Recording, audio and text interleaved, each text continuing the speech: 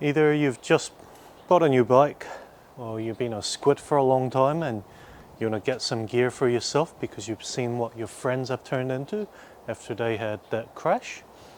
Or you're just looking to get a new set of gears ever since you stopped riding in 1970 and you feel like that crusty old leather jacket from your old man probably better as a display piece. I'm going to tell you my opinions on gear. What I've come to understand doing research on what I've purchased, how I've spent money.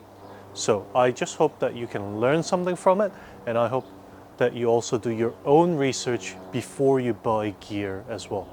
Also do note that pretty much every country seems to have sort of their own motorcycle gear brands. So some of the brands I talk about will be relevant for you, as according to my friend in Turkey, she doesn't have a lot of the brands we have here. But the principles of how I look at gear acquisition for motorbikes should be applicable for everybody. Now, my bike currently is set up for long-range adventure touring because that's the kind of riding I enjoy doing. But I also ride commuting and weekend trips, and I don't have a car license, so I gotta get there somehow anyway. Don't care if it's hailing, storming or whatever, I ride every day of the year. But I want you to think about, before you buy gear, what kind of riding that you do, okay? Some people like to ride pink or Hello Kitty. Some people likes to ride purple. And some people like to ride, I'm a divorce lawyer and I've got 2 children who won't talk to me. Whether or not you ride a Ninja or a Harley, your gear needs might be different to me. But I'm going to explain what I look for, and hopefully you can take something away from there so that you can make an informed decision when you're paying for your gear purchases down the line. But my favorite kind of riding is dirty and cheap, and my gear reflects that. Just want to be very clear, I am not sponsored, though if Revit would like to pay me, by the way, I would absolutely be into that. I'm a cheap seller. However, I'm not sponsored, never been given free gear in my life. Everything I have ever bought is with my own money. I don't want this video to be me telling you what to buy. I want this video to be me telling you how to buy and how to make smart purchasing decisions. This is what I have learned, and I want you to be able to take that away and use it, whether you're buying gear because you're a new rider or because you're whatever. Even if you're about to click off in the next 20 seconds, I just want you to take some key ideas away from me here. First is that your fit is going to matter more than how it looks or what kind of price it is. If it fits like shit, then it's not going to protect you. Why? Because there's armor in strategic positions and they're going to slide away if you're sliding down the road. So it's not going to protect you. So jacket, pants, boots, gloves, helmet, make sure that they fit very well before you buy them. I would always suggest that you look up the brand's size guidelines if you're ordering online, and that if you are ordering online, that you buy from places that offer free exchanges. Typically that is never the case for helmets. So if you live anywhere close, and I'm talking even within hours of a motorcycle gear shop, go in and try a bunch of different ones on. And I don't suggest that you buy season specific gear either. I know there are a lot of people out there are fair weather riders, so they only have one season to worry about. However, in Auckland, in New Zealand here, I can ride every single day of the year and not be in fear of snow, black ice, or anything like that. However, I only own one set of motorcycle gear at a time. That is not necessarily because I'm cheap, but because it's actually more effective to layer and be more comfortable that way instead of buying winter specific gear, which is just your summer jacket with less ventilation and some padding. To start off with, I'm gonna start with my helmet. I am not a Shoei fan, nor do I have really any brand royalties here. This is an HJC C10. It was the cheapest helmet that had a ECE R22.06 rating, that wasn't too heavy, and most importantly, fit my weird big ass head. Prior to that helmet, I used to own a LS2, a LS2 something. LS2s are Italian brand, so it's got a very long shaped head that it's designed for. HJC, or a American brand, on the other hand, that's Korean by the way, or a Japanese brand, typically have a more round shape compared to its European counterparts. So that is something that I can't control, because my parents gifted me with this head shape. So I have to go to brands that will fit my head shape, which kind of does limit me. However, if you buy ill-fitting helmets, as I purchased my LS2 thinking that, it should be fine, I was getting very severe headaches all the way around here, because the helmet tapers like this for a long head, and it was pinching basically the crown of my head. I also suggest that if you are buying a helmet, that you buy a full face helmet. I know that it's maybe more in style with your cafe racer to buy yourself a half face helmet or a bucket, or maybe your friends at the club wear those Pike helmets and they're all bald headed, and you would like to join them and just fit in. But you know what doesn't fit in? Your whole bloody face. Go and do yourself a favor, if you have any inclination to buy anything other than a full-size helmet. Put it on and rub your face against the wall. Any part of your face that touches the wall with the helmet on is going to touch concrete when you fall off your bike. Run your hand across asphalt and see how smooth it feels. If you think you'll enjoy that sensation on your face at 50, 80, 100 kilometers per hour, then feel free to buy a non-full face helmet, my friend. That is a choice that you make. In terms of helmets, there are typically two types of ratings, and they're written on the back of the helmet right here, along with some other information, typically sizing and its weight. For Americans, it is legally the bare minimum to get yourself a DOT helmet. However, DOT is not a rating that's from this century. To have the DOT sticker, that it is tested by the manufacturer, whereas an ECE helmet is required to have an external independent testing. Not to mention, the safety standards set out by ECE is much higher in threshold than DOT. In New Zealand, you are legally required now for all helmets that can be purchased to be ECE 22.05 at the minimum.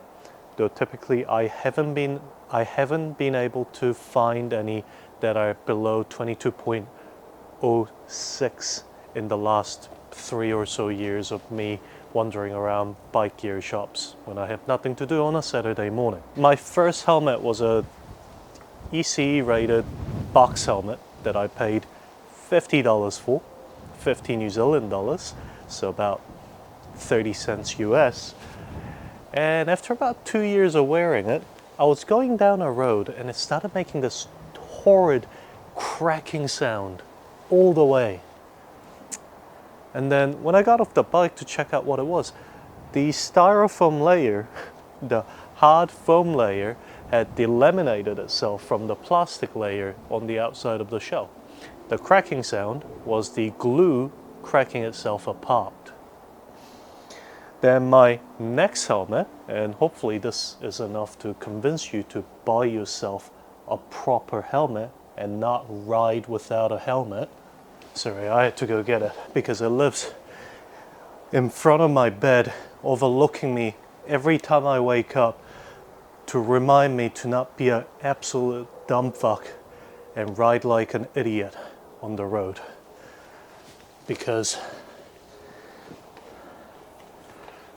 this is what it looks like. Focus, damn it. Can you see there? That helmet crack? There is a crack that runs from the side of the visor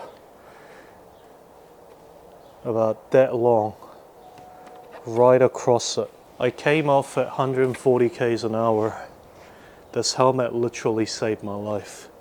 This would have been my skull if it wasn't my helmet.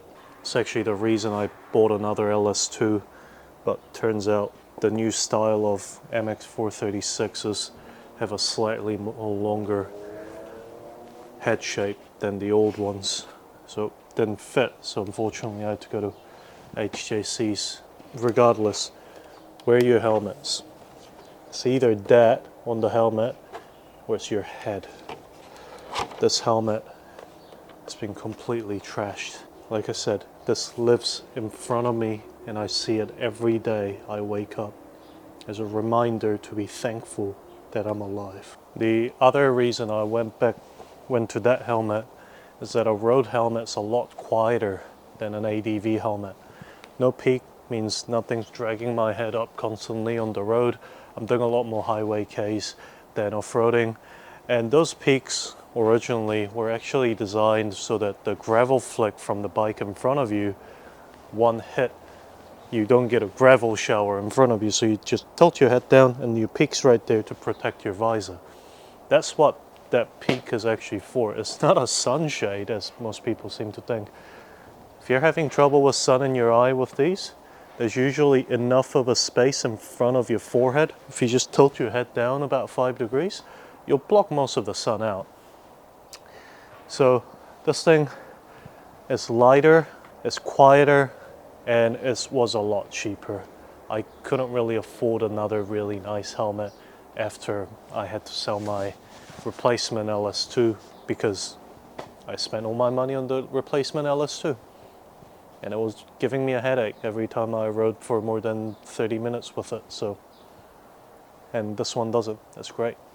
Go try out your helmets before you buy them, as I said.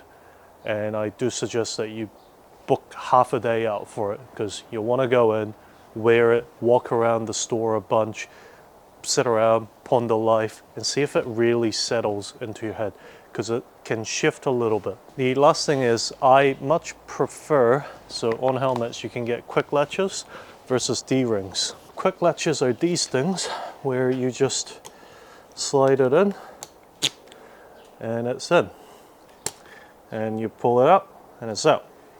You can also get D-rings, which I find to be much more difficult to do up with a glove, and it takes extra time for me. I commute, and often when I ride, I like to take frequent breaks. This is a lot more convenient for me than having to do D-rings up and down. The last thing to look out for is probably some other gimmicks that your helmets might have. Some come with a drop-down shaded visor. Some will come with replacement shaded visor. Some will have peaks, like I mentioned before, ventilation, removable cheek pads.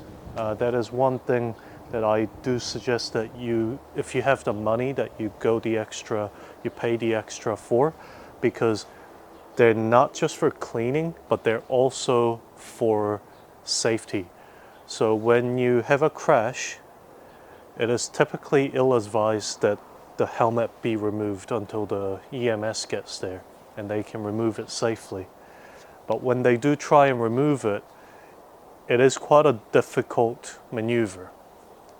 If you're interested in this, go to a motorcycle safety course, by the way, a first aid course, and they'll teach you how to remove a helmet. You gotta put your head in there and like very gently guide it, that sort of thing. Put it in the side of someone's face and then gently guide it out.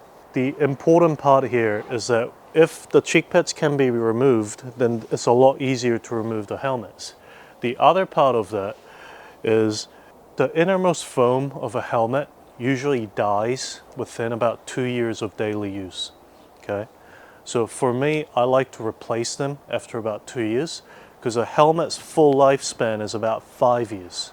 Those shells are rated for about 5 years after manufacturing.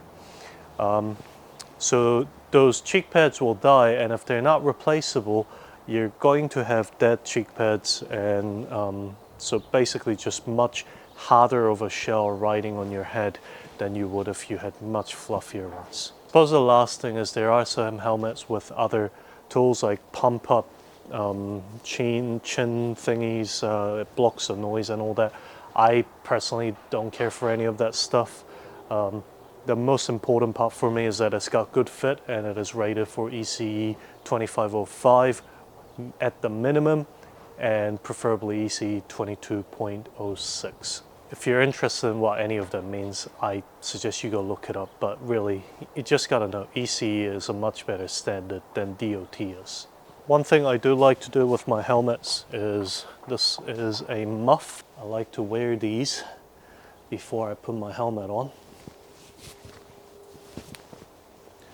This helps keep my hair as well as the dead skin from my face go onto my helmet, because, well, let's be honest, if you ride, how often do you clean / wash your helmet? This is the minimum I can do. I got a couple of these I got for free, and I like to just wash these every week or so instead of having to clean my helmet too often, because I never do that. I do that infrequently. I know some of the really fancy helmets pride themselves in hearing protection, but I don't trust in any of that. The only true hearing protections that you'll find are actual safety rated ones. Earplugs. Get some earplugs. Okay? These are cheap. I have a whole bag of them in my top box. When they get dirty, I replace them.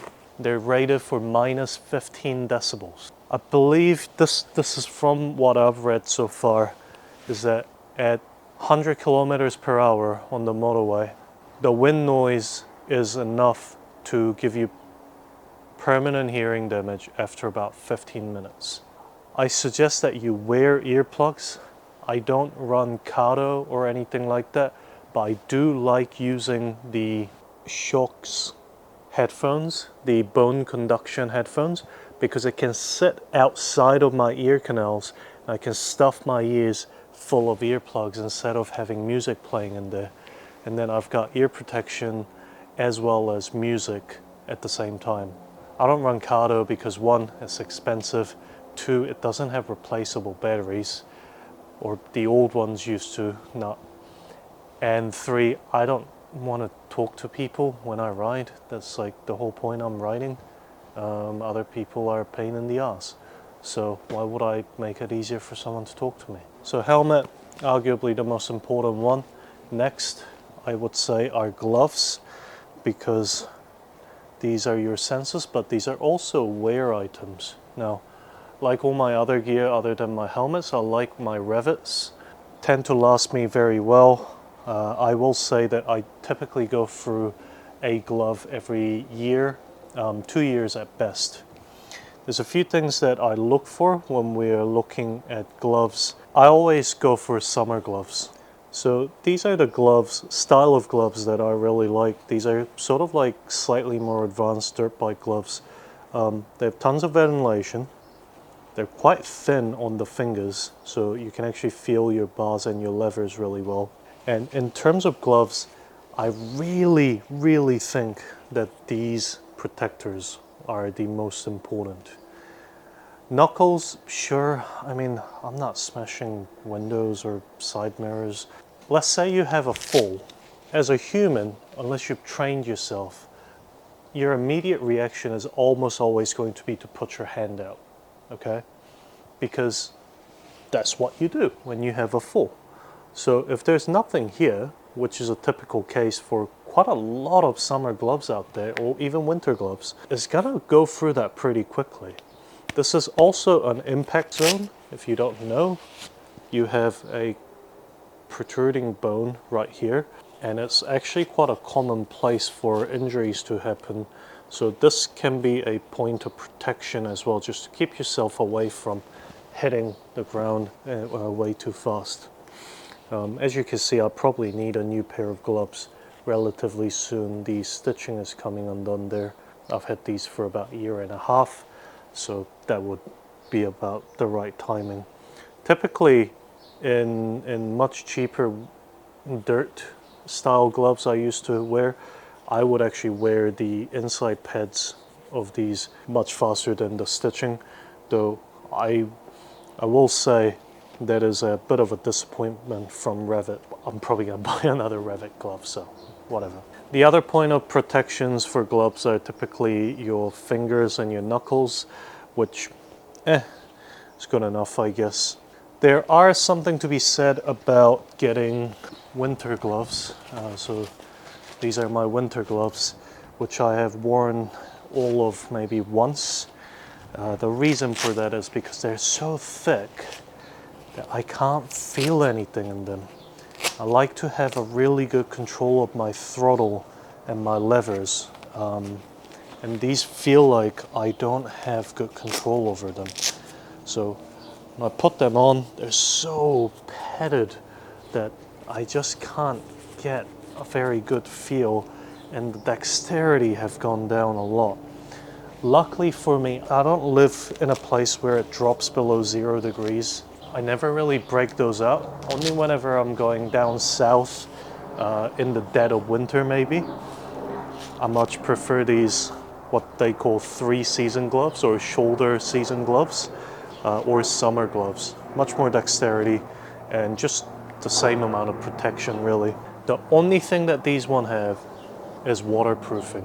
And does it suck when it rains? Oh hell yeah, it's terrible when it rains. Look, there's holes in it, you know, there's ventilation in there. The other thing is the style of gloves that you might get. So these are what's known as cuffs. You can get gauntlets that go all the way up here. I also don't like those personally. I feel they are a bit restrictive and it's kind of a pain in the ass to get them all the way over, things like that. They do offer more protection obviously, so if that is something that you're interested, go test those out. But gloves are wear items for me anyway compared to jackets and pants. Now when I'm moving down to jackets, pants and gloves, I'm gonna talk about something called CE rating. CE rating is defined under EN 17092. Talks about dimensional stability, impact energy absorption, seam strength and structure closures, impact abrasion resistance, and tier strength. Typically there is 5 different classes of CE rating, and all of my gear is at least AA, so it's the minimum of the second level down from the best. The reason for that is I'm not going on the track, nor am I doing extreme high speeds very often. So if I pull up a piece of gear, so it's just my jacket, and let me find the little tag. Right there is my manufacturer's tag. You can see that it's approved CE AA by EN 17092-3-2020. This specifies that it meets AA. You can get more casual, like these sorts of AAA rated gear. However, they're quite rare, and not to mention they're quite dear. I don't have the money for that kind of thing, so, but if you do, good on you, you should go for it. This is my jacket. This is a Revit something. I don't really remember all the model names. I'll go through all the things that I cared enough to look for when I was buying this. Now, I don't know if you can tell, but I'm a textiles guy instead of a leathers guy. The reason for that is, 1, they're cheaper, but 2, in my opinion, I think they're better because you can get a lot of different varieties of textiles, whereas leather is, you're kind of limited, and natural materials can have some limitations or variance that is hard to account for. But if they're rated AA or whatever, they offer the same level of protection. I do tend to find that leather jackets and such have much less ventilation. So on this jacket here, I have ventilation on the arms, ventilation on the front, on the chest. I also have ventilation on the back, so air can flow through this jacket instead of being trapped. Just gonna do those up because it's winter and it's cold. And if it's really, really hot, I can actually open this up and open up the front part of my sleeve. Though I believe that those zips are red to say danger. You probably shouldn't do this. However, if I'm sweating enough in summer, I am doing this. There is a fine line between mesh ventilation and waterproofing. It's a fine line because if there's mesh, it's not going to be waterproof, and if it's waterproof, then it's not going to be breathable. So you do need a balance. I typically go for what most manufacturers call weather resistant gear, because truly waterproof gear, you know, the ones that's got built-in Gore-Tex or whatever, I don't have that kind of money. Typically, a lot of manufacturers aren't using Gore-Tex and they're using their own brand of waterproof material. I believe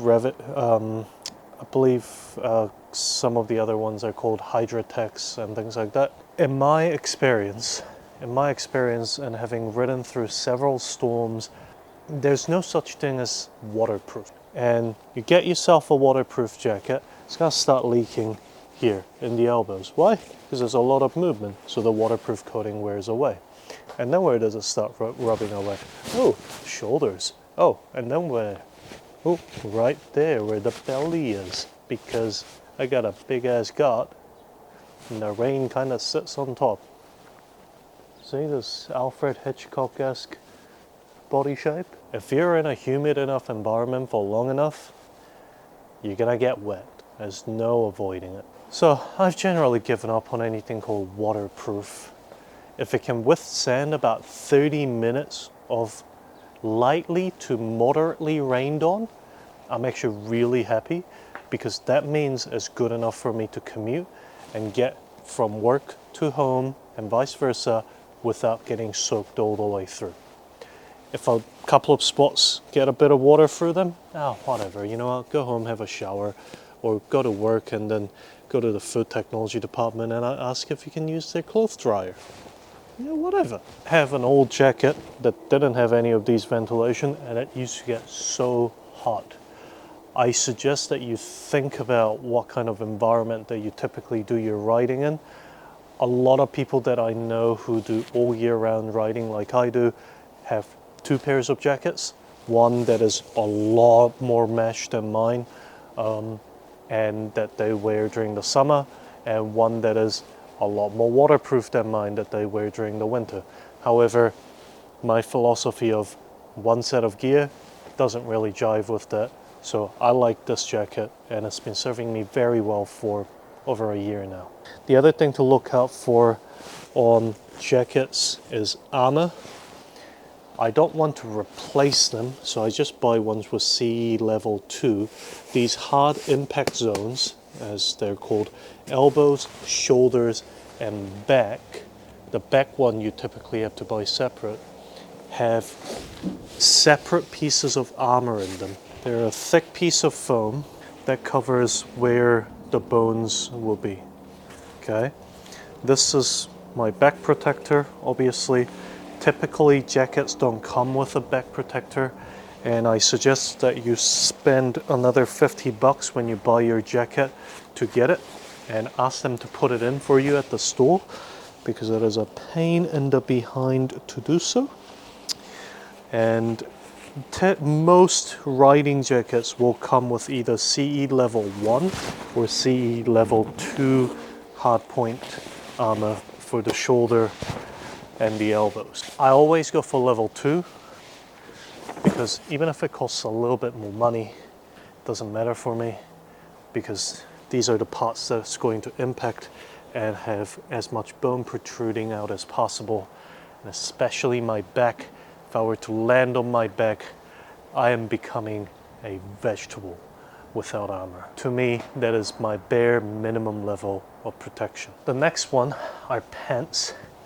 I'll take them off for you, but it's going on YouTube, not black and orange website, so I'll leave them on. Now these have armor, same style of CE rating, but these have armor on the knees and your hips.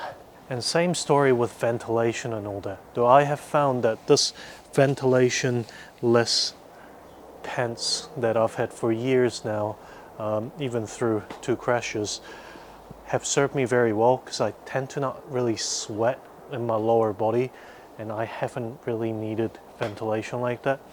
I do have a tendency to wear shorts under it, so if I'm stopping somewhere for a long time, you know, stopping at a pub for a pint before we head off back on the road again, then I'm gonna take my pants off and just walk around in shorts and my motorcycle boots. So I don't got no shame.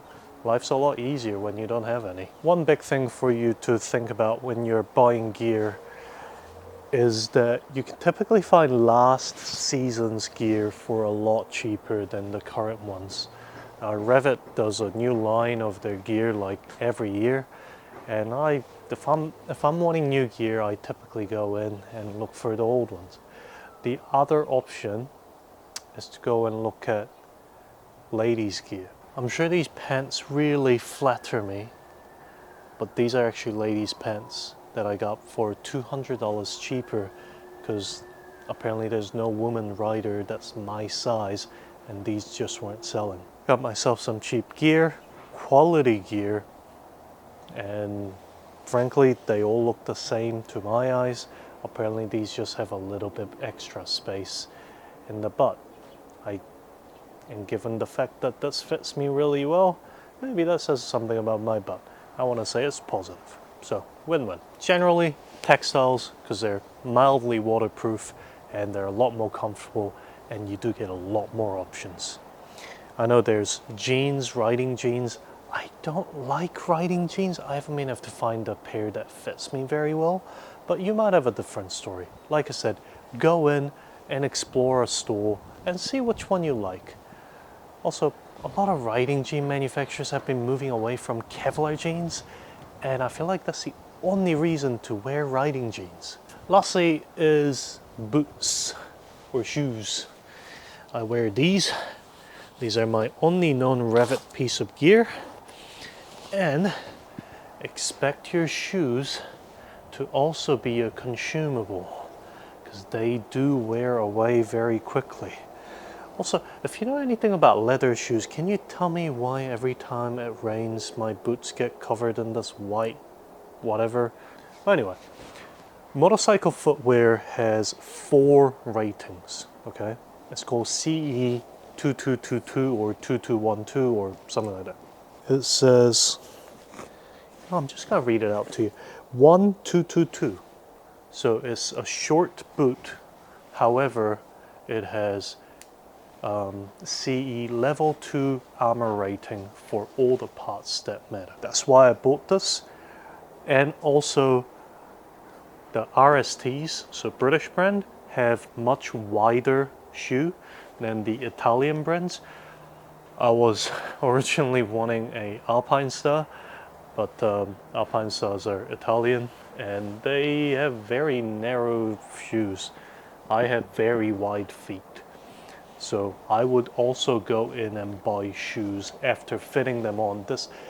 Buying shoes took me 2 days at the store because I had to walk around in them. I had to sit on a bike with them and do all that. I don't care. The store clerk was probably sick of me by the end of it. But you know what? If I'm paying $300 for a pair of shoes, I'm making sure they fit me damn well.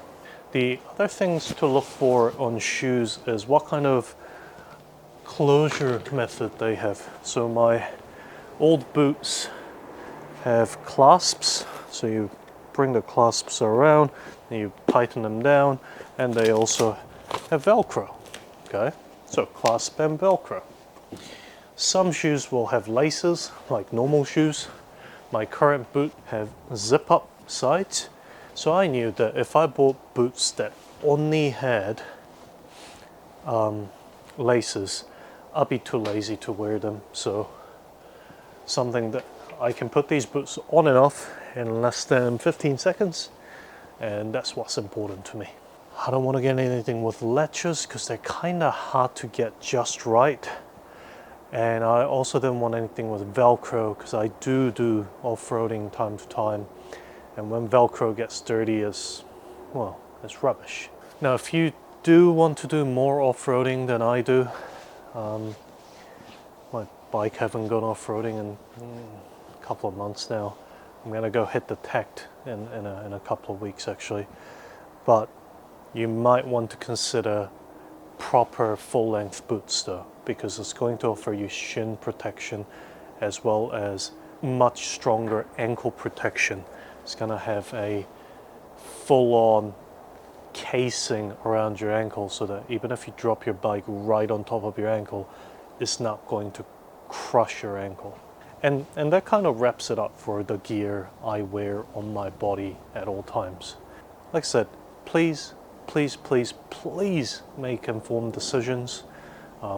Go and learn the different ratings, go and test the gears out, go and try them on, because if they don't fit you well, it's kind of hard to sell used motorcycle gear. Who wants used safety gear, you know? It's like buying used condoms. Just because it's cheaper doesn't mean it's the right thing to do. On top of that, I want to talk about other gear that I typically use as well on the bike. I don't have a phone mount. I don't really care for them. Just put my phone in my pocket when I ride. I wear this, a Helicontax Numbet, in front of me when I'm riding, so I can just put my phone in here. And also my GoPro batteries, well, my Action 4 batteries and things like that. Extra phone charger, a pen. There's some basic safety first aid kit in here as well, for minor scrapes and bruises, that sort of thing. And then I just have that Bluetooth paired to my Shokes Run, so I can hear music when I run, when I go for a ride, as well as running GPS straight into my ears instead of bothering with looking at directions on the screen. Because one, I think it's a distraction, but two, I also don't really trust phone mounts when I'm hurtling down a gravel road at 120 k's an hour. Not that I ever do that, of course. The other gears I have are, this is my riding backpack. This is the cheapest waterproof roll top backpack that I can find in New Zealand. It's from Burnsco, cost me 80 bucks. Still waterproof after 5 years. And I carry my work shoes and my lunch in here whenever I'm commuting every day. So those together, and this will make sure that my shoes arrive dry whenever I get to work. Also a spare pair of socks in case the water does get through the boots.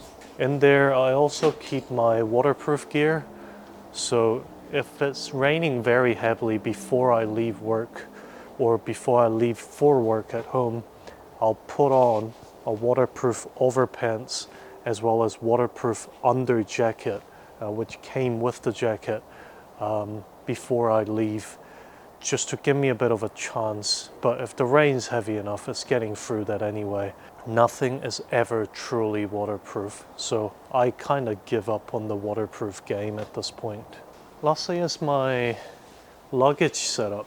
So I do a bit of touring, not too much these days, but let me show you what I use.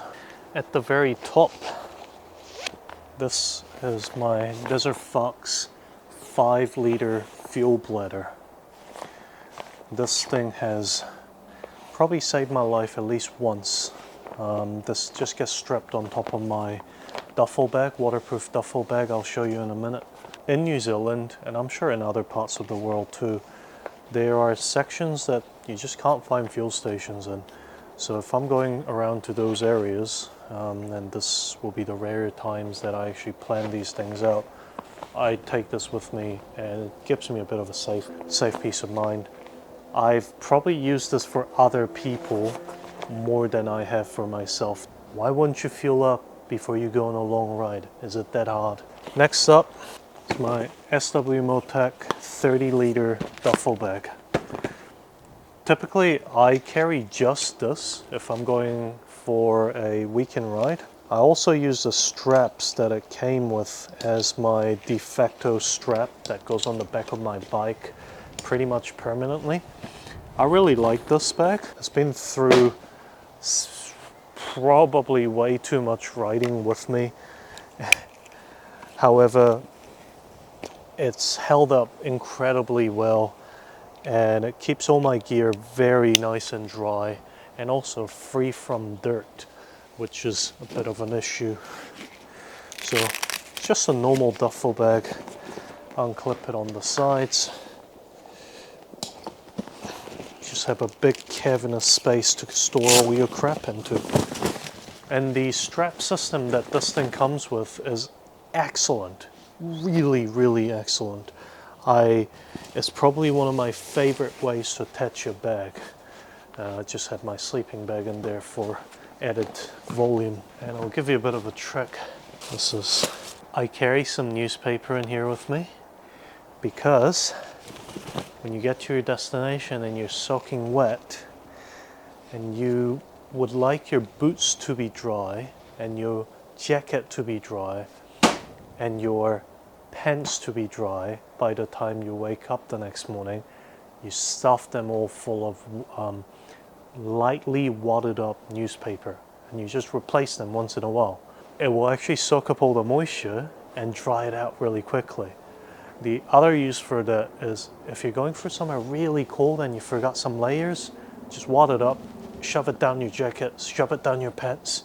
It'll give you some insulation. Basically acts like a newspaper puffy jacket instead of duck feather. My last attachable, as in it comes on and off quite a bit, bags are my Givi saddle bags. These are also waterproof.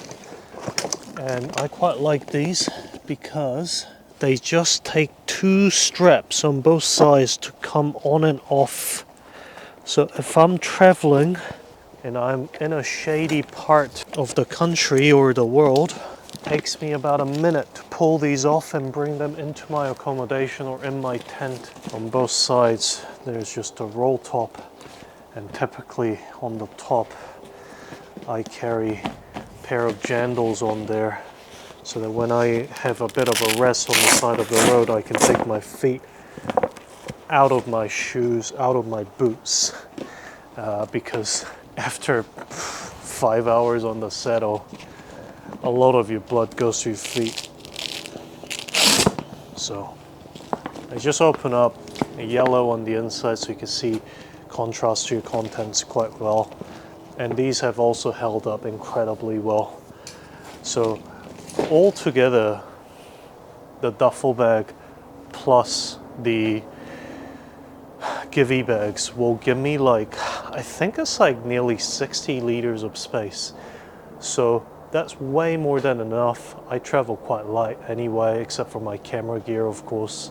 So it's a good setup for me, and I don't see myself changing from that very soon.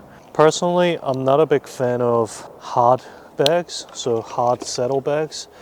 The reason for that is there have been cases, and this may just be me being a bit of a pussy, but there have been cases where people's legs would get caught on their hard cases and then break their legs by moving backwards on their seat faster than they could recover.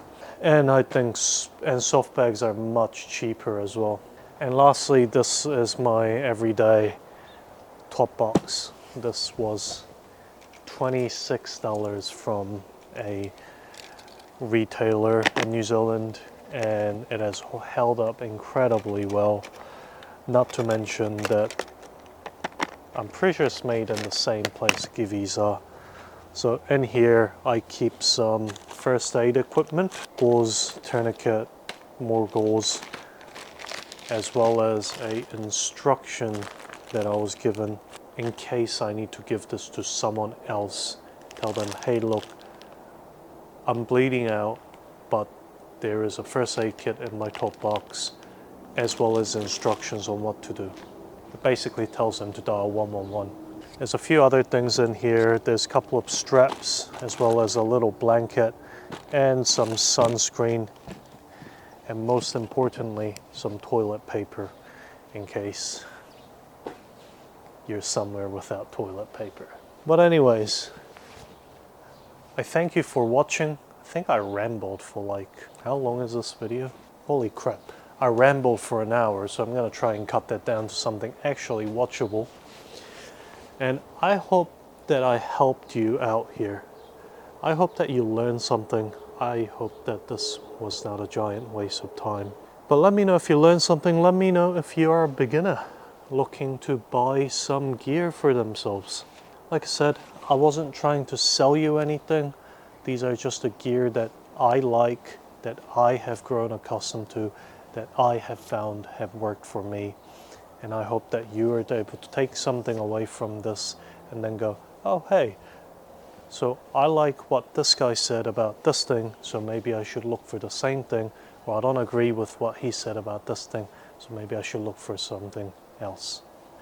Anyway, if you've enjoyed and you've learned something, I hope you leave me a like and a subscribe and a comment.